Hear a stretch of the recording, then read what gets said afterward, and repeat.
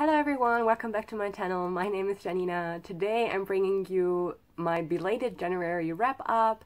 I only read, I think, 5 books in January because I was super stressed out in January. But for the past few days I was really sick, and I still am quite sick, so apologies if I'm not as energetic as I normally am. I caught the flu, and like today is the first day where I don't feel like utter shit, so I can finally film this video.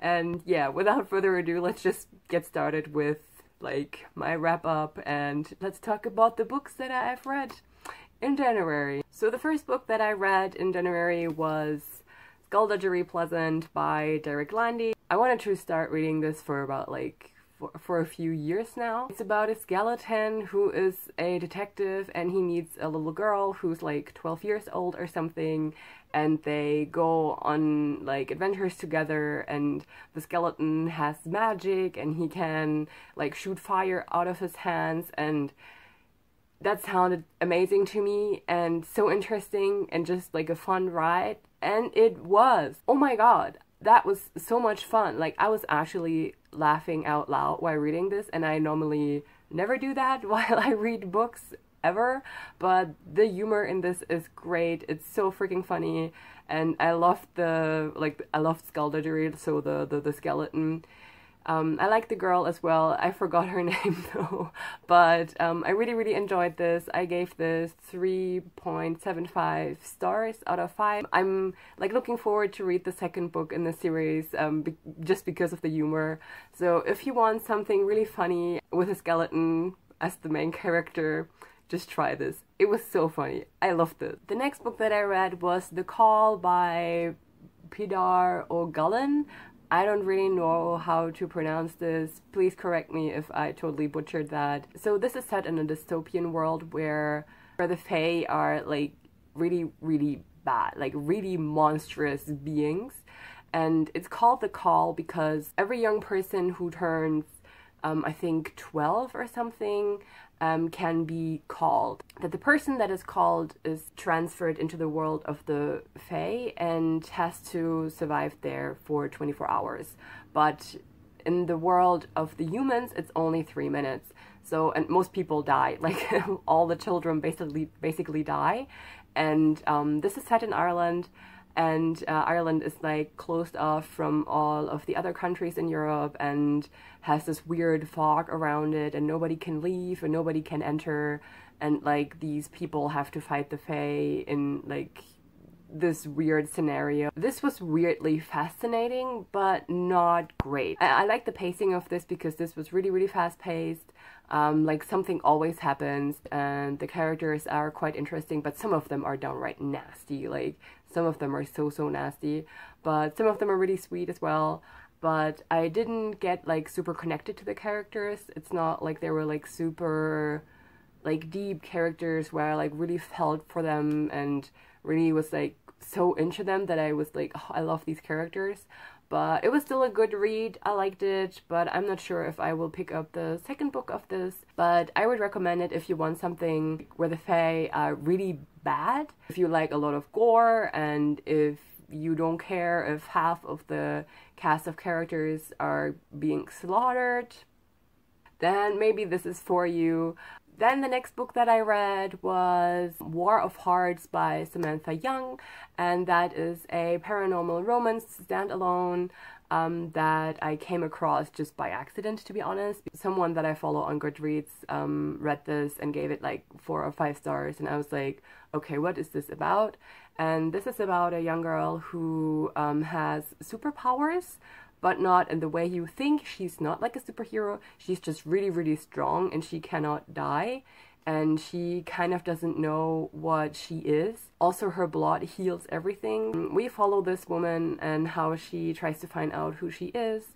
And we follow a guy who is a werewolf. Like, he needs to hunt her down because there's like this super bad guy who wants to have her and her healing powers. So he arranges this werewolf guy to hunt her down and bring her to that bad guy.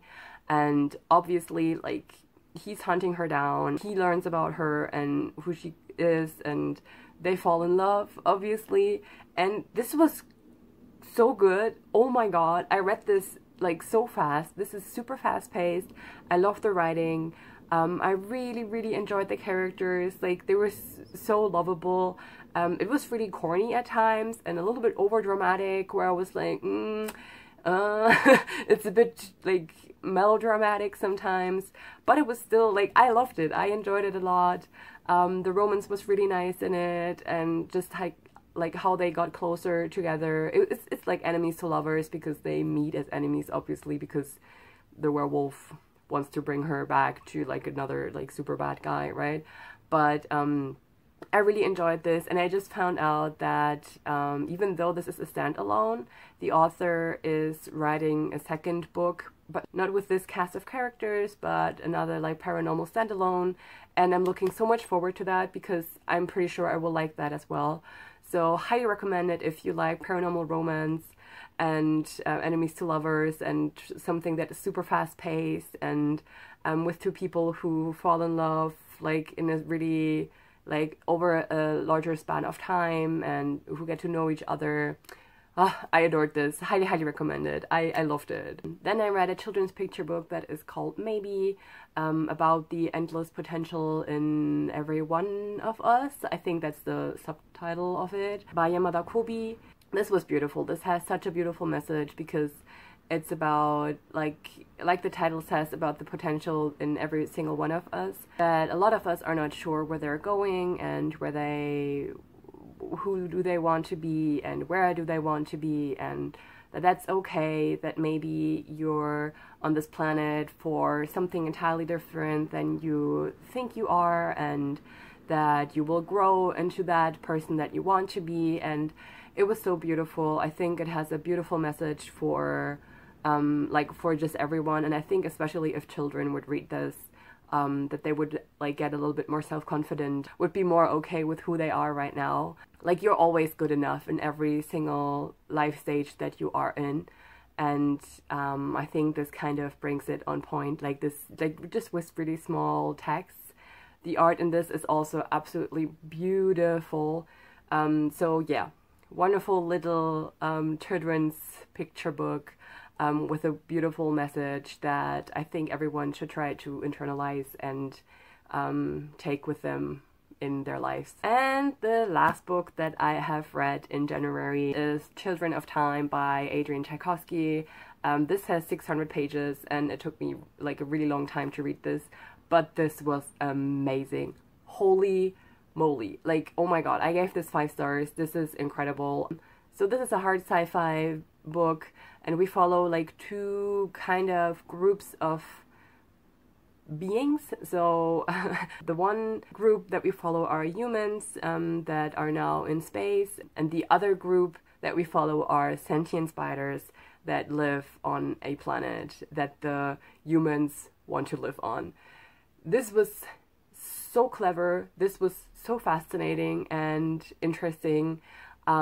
It was sometimes a little bit difficult for me to read, because this is like, I think maybe my 3rd or 2nd hard sci-fi book I've ever read, like for adults.